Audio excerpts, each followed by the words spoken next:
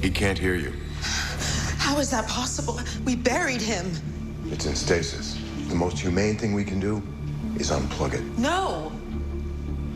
Khalil is still in there somewhere. Lynn, stop this. The Khalil we knew died. The ASA is going to know that you tampered with this thing. It looks like they've completely wiped his limbic system. He's got an advanced chip in his brain. I've seen experiments with prosthetics in the blind, but this...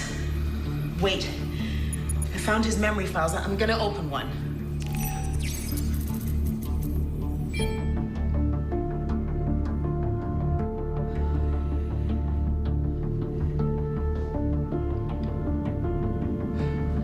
His memories are intact. The Khalil we know is still in there.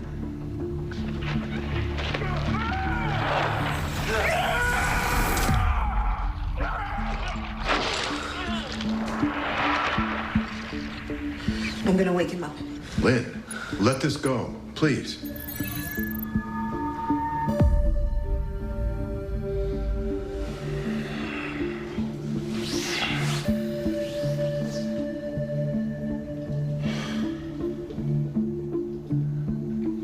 Your staring is less than professional, Doctor.